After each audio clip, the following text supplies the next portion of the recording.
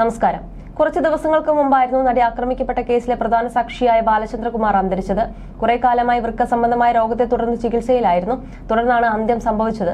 ഇപ്പോഴത്തെ കേസിൽ അന്വേഷണ ഉദ്യോഗസ്ഥരുടെയും ചാനലുകളുടെയും മറ്റും താൽപര്യത്തിനനുസരിച്ച് പ്രവർത്തിച്ചിട്ടും അവസാന കാലത്ത് അദ്ദേഹത്തെ സഹായിക്കാൻ ആരും തയ്യാറായതായി തനിക്ക് അറിയില്ലെന്ന് പറയുകയാണ് സംവിധായകൻ ശാന്തിവിള ദിനേശ്. ബാലചന്ദ്രകുമാറിനെ അടക്കിയത് തൈക്കാട് ശാന്തി കവാടത്തിലാണ്. എനിക്ക് പോകണമെന്നുണ്ടായിരുന്നു. പക്ഷെ എന്നെ തെറ്റിദ്ധരിക്കുന്ന കുറെ പേർ അവിടെ ഉണ്ടാകുമല്ലോ. ഞാൻ ദിലീപിന്റെ ആളാണെന്നാണല്ലോ പറയുന്നത്.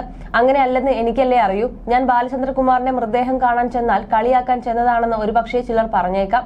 അല്ലെങ്കിൽ അവിടെ ഷീബ നിൽക്കുന്നുണ്ടെങ്കിൽ അവർ എനിക്കെതിരെ പൊട്ടിത്തെറിക്കാം. അങ്ങനെ സീൻ ഉണ്ടാക്കരുതെന്ന് വിചാരിച്ചത് കൊണ്ടാണ് അവിടെ പോകാതിരുന്നത്.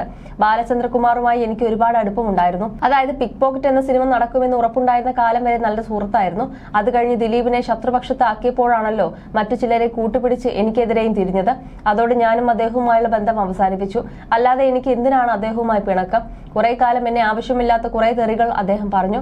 എന്റെ വീട്ടിൽ വന്ന് അദ്ദേഹം എന്നോട് പറഞ്ഞ കാര്യമുണ്ട്.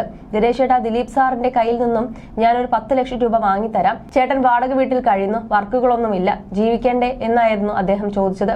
റേഷൻ കടയിൽ നിന്നും കിലോയ്ക്ക് 20 രൂപ വെച്ചുള്ള അരി കിട്ടും. 15 കിലോ അരിക്ക് 300 രൂപയാണ് ചിലവ് വരിക. എനിക്കും ഭാര്യയ്ക്കും മകനും എന്റെ ലാബിനും ജീവിച്ചു പോകാൻ അത് മതിയെന്നായിരുന്നു ഞാൻ അദ്ദേഹത്തിന് നൽകിയ മറുപടി. വർക്ക് വരുമ്പോൾ തിരിച്ചു കൊടുത്താൽ മതി. ഇത്ര ദിവസത്തിനകം തിരിച്ചു നൽകണമെന്ന് പറഞ്ഞല്ല ഈ പണം നൽകുന്നത്. ചേട്ടൻ വാങ്ങിക്കെന്നും അദ്ദേഹം നിർബന്ധിച്ചില്ലെങ്കിലും എനിക്ക് കണ്ടവന്റെ പണം വേണ്ടെന്നും പറഞ്ഞ് താൻ അദ്ദേഹത്തെ മടക്കി അയക്കുകയായിരുന്നു എന്നും ശാന്തിവിള ദിനേശ് പറയുന്നു. മാത്രമല്ല, നടി ആക്രമിക്കപ്പെട്ട കേസിലെ പോലീസ് അന്വേഷണം കാര്യക്ഷമമല്ലെന്നും ശാന്തിവിള ദിനേശ് പറയുന്നു. മാഡം തന്ന കൊട്ടേഷനാണ് ഇതെന്നായിരുന്നു തട്ടിക്കൊണ്ടുപോകുന്ന സമയത്ത് പൾസർ സുനി പറഞ്ഞത്. ഏതാണ് ആ മാഡം? എന്നാൽ മേടവും ഇടവും ഇവിടെ വേണ്ട, നമുക്ക് ദിലീപിനെ പിടിച്ച് അകത്തിട്ടാൽ മതിയെന്ന രീതിയിലാണ് കേസ് മുന്നോട്ട് പോയത്. ഒന്നാം പ്രതി പൾസർ സുനിയുടെ ക്രിമിനൽ പശ്ചാത്തലം കൃത്യമായി അന്വേഷിക്കാതെ ദിലീപിനെ കുരുക്കാനും അദ്ദേഹവും പൾസർ സുനിയുമായി ബന്ധപ്പെടുത്താൻ എന്തെങ്കിലും ഉണ്ടോ എന്നും മാത്രമാണ് കഴിഞ്ഞ 6 വർഷത്തോളമായി അന്വേഷിച്ചുകൊണ്ടിരിക്കുന്നത്. മേനയെ അടക്കം തട്ടിക്കൊണ്ടുപോകാൻ ശ്രമിച്ച ഒരു ക്രിമിനലാണ് പൾസർ സുനി. ജയിലിൽ നിന്ന് ഇറങ്ങിയതിനു ശേഷം വില കൂടിയ കാറുകളിലാണ് അദ്ദേഹം സഞ്ചരിക്കുന്നത്.